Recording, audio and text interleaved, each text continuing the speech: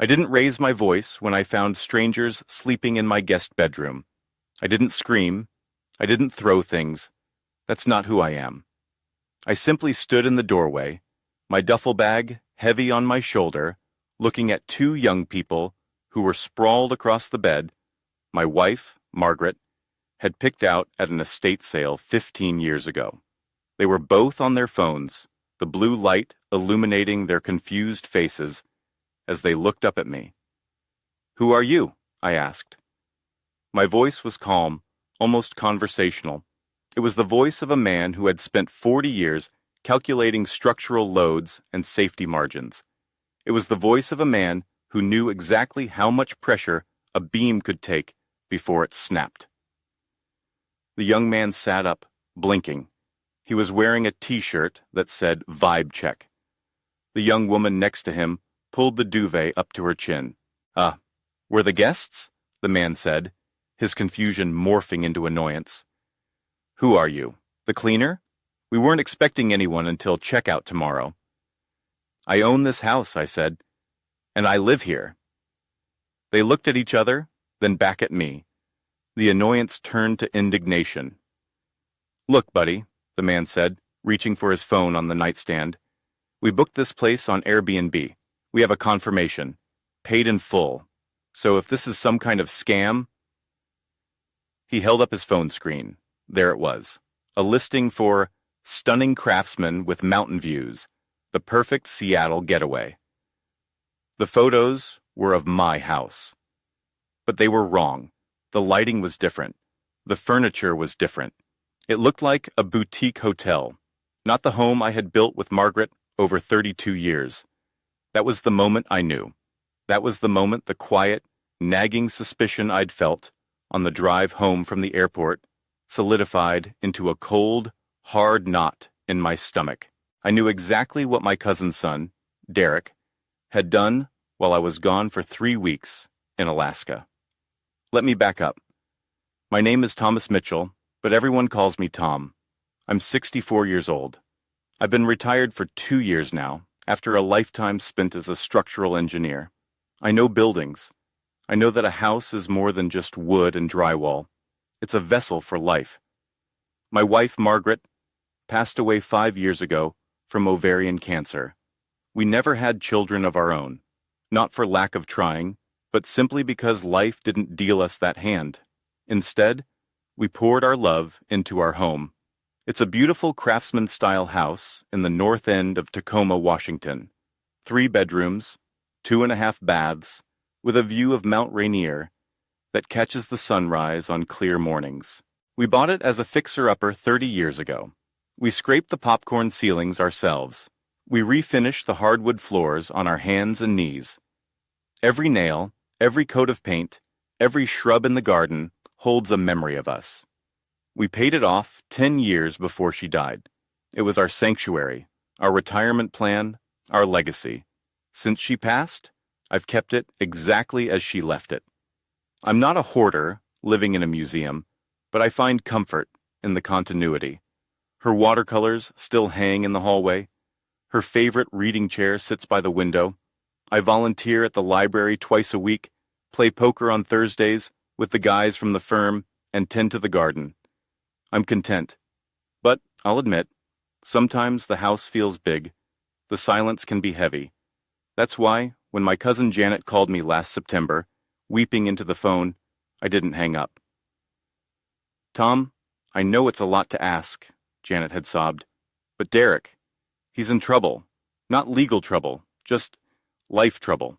Derek was 32.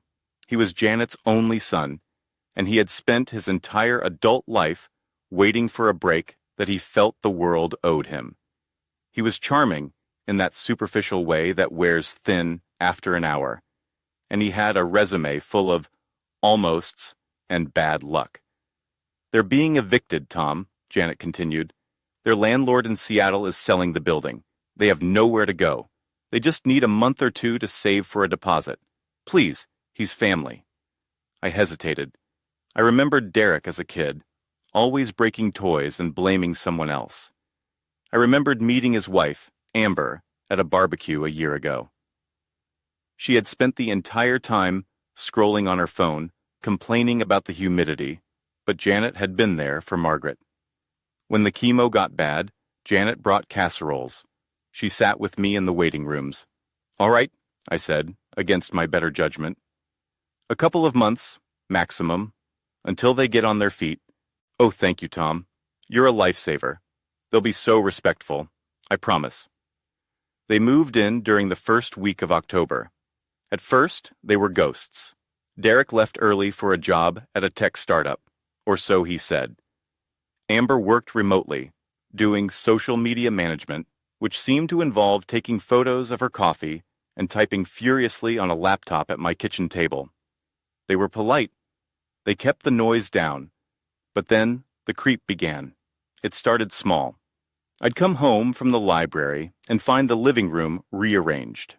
My reading chair, the one Margaret had given me for our 30th anniversary, was pushed into a corner. The coffee table was angled differently. "Oh, we just needed more flow for yoga," Amber said when I asked. The feng shui was a bit blocked. "This breathes better, don't you think?" I didn't think it breathed better. I thought it looked like a stranger's house, but I didn't want to be the grumpy old landlord, so I moved the chair back after they went to bed. Then items started disappearing. Expensive coffee beans, a bottle of 18-year-old scotch. When I confronted Derek, he shrugged with that same careless charm he'd had since he was 10. "My bad, Tom. Had a couple of buddies over for the game. We'll replace it." They never did. By November, I was ready for a break. I had booked a 3-week trip to Alaska months ago. A bucket list adventure Margaret and I had always talked about. A cruise up the Inside Passage, followed by a week in Denali. "I'll be gone from November 10th to December 2nd, I told Derek. "I'm trusting you with the house. Water the plants. Bring in the mail. Keep it locked." "Absolutely, Tom," Derek said, clapping me on the shoulder. "You enjoy the glaciers? The house is in good hands." Alaska was magnificent. It was vast and cold and indifferent to human problems. I hiked trails Margaret would have loved. I saw whales breach in the icy water. For 3 weeks, I disconnected. I checked my phone only sparingly. I flew back into SeaTac on December 2nd. My neighbor, Bill, picked me up. Bill has lived next door for 20 years. He's a man of few words, usually sticking to the Seahawks or the weather. But today, he was quiet in a way that felt heavy. "Everything okay, Bill?" I asked as we merged onto I-5. Bill sighed, gripping the steering wheel. "Tom, I need to tell you something. I didn't want to ruin your trip, but there's been activity at your place." "Activity?" "Different cars. Lots of them. Coming and going at all hours. People with suitcases. Last weekend there were 6 cars parked on the street. It looked like a hotel." My stomach tightened.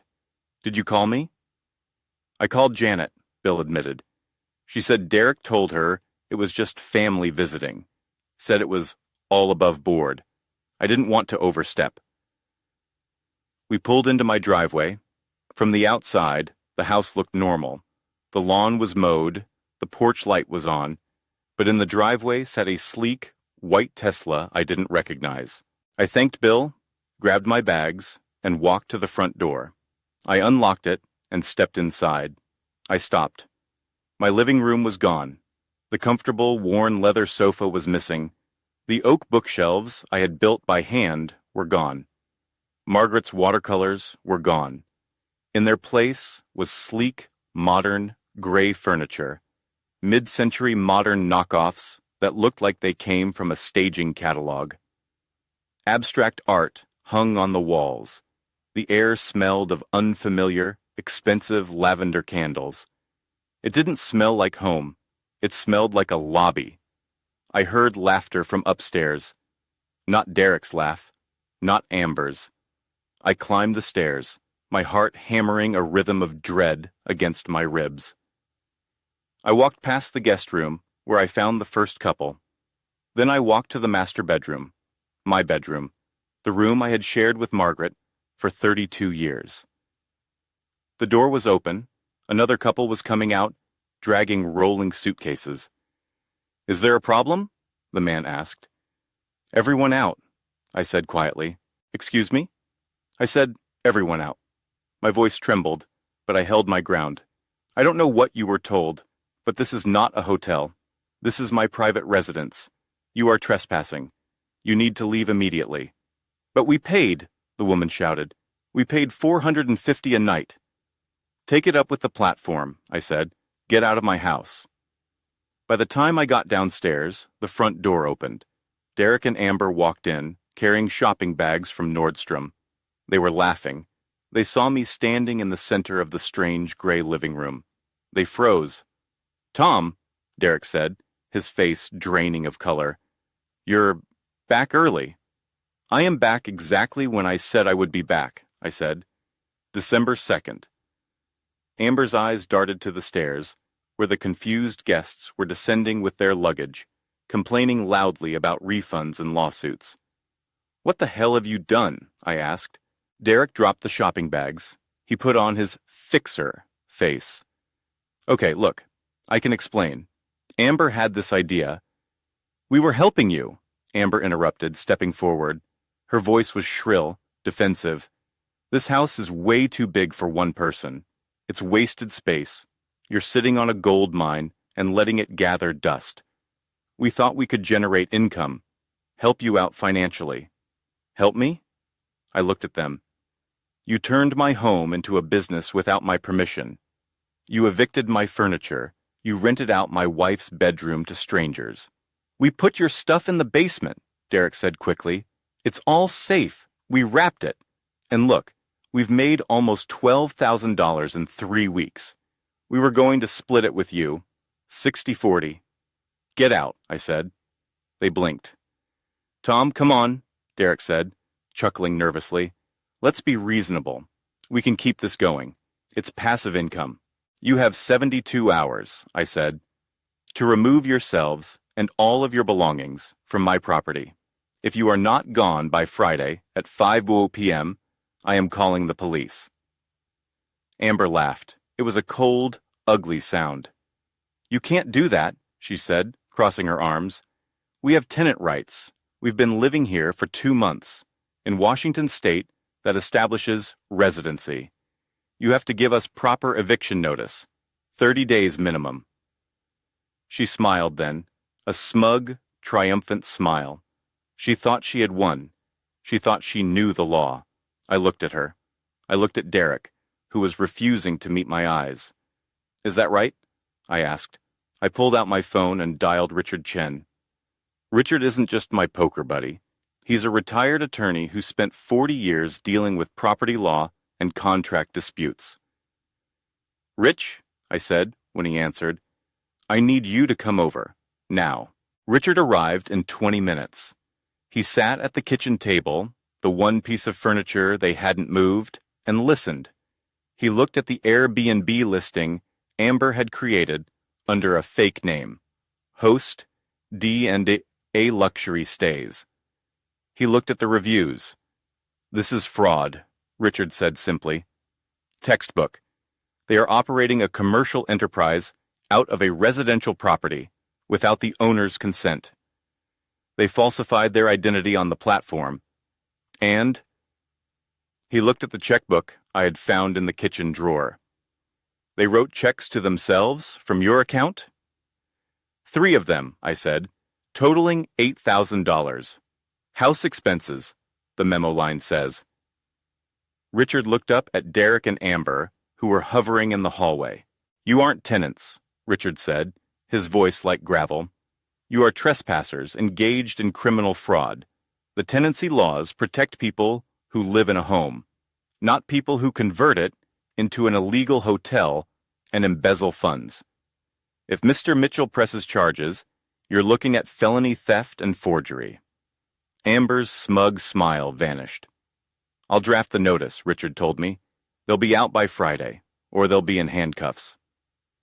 The next 3 days were a war of attrition. Derek tried the emotional angle. He had his mother call me. Janet cried on the phone for an hour. "Tom, please. He made a mistake. He was just trying to be entrepreneurial. He has nowhere to go. He should have thought of that before he sold my privacy for $400 a night, I said. He violated my home, Janet. He erased me from my own life.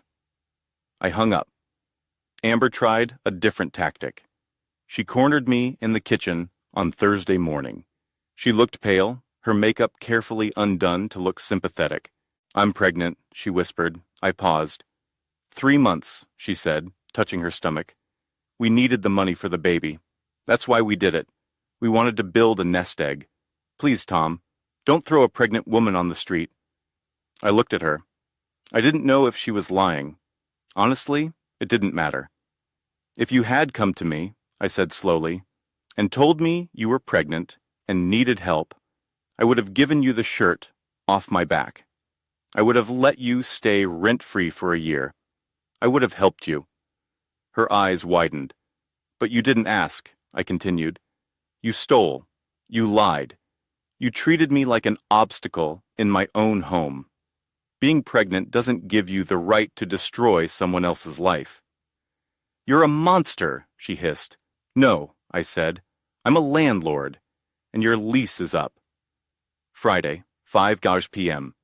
Richard stood on the porch with 2 police officers.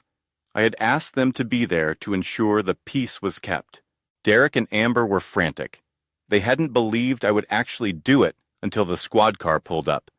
They were throwing clothes into garbage bags, dragging boxes out to their rental car, a Tesla they had leased with my money to look successful for the guests.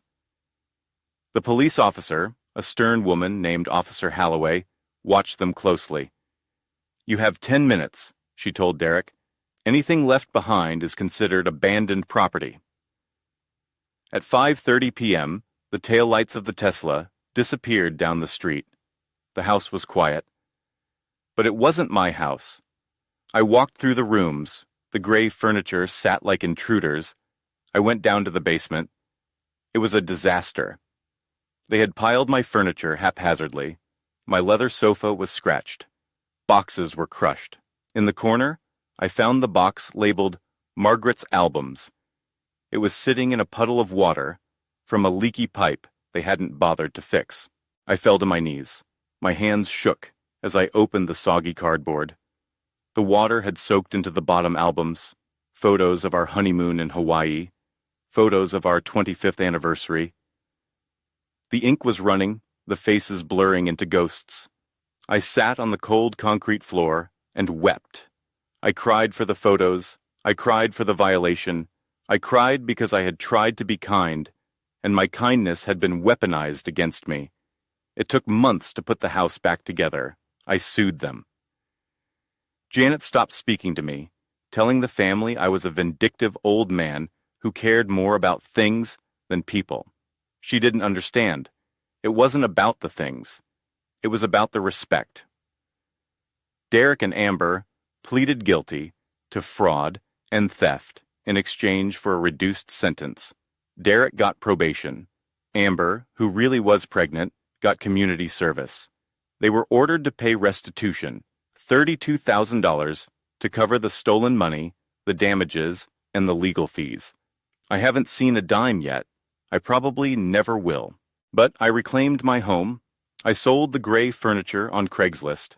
I repainted the walls, back to the warm cream and sage green Margaret had loved. I fixed the reading chair. I spent weeks drying out the photos, saving what I could. The damaged ones, I kept them anyway. They were scars. One evening, 6 months later, I was sitting on my porch. Mount Rainier was out, glowing pink in the sunset. My phone buzzed, a text from a number I didn't recognize. I'm sorry. D. I looked at the screen. 2 words. I'm sorry. I thought about Margaret. She was the forgiving one. She would have said that family is messy, that people make mistakes, that holding on to anger is like drinking poison and expecting the other person to die. But Margaret also had a spine of steel. She knew that forgiveness didn't mean allowing yourself to be a doormat. I put the phone down. I didn't reply. Maybe one day I would. Maybe one day, when the restitution was paid, when the apology was more than a text message, when I felt that the lesson had truly been learned. But not today. Today I sat in my chair, in my house, in the silence that belonged to me. I sipped my coffee, the cheap stuff, because I hadn't replaced the expensive beans yet, and I watched the mountain fade into the twilight. I was alone, but I wasn't lonely. I was safe. And for the first time in a long time, I was home.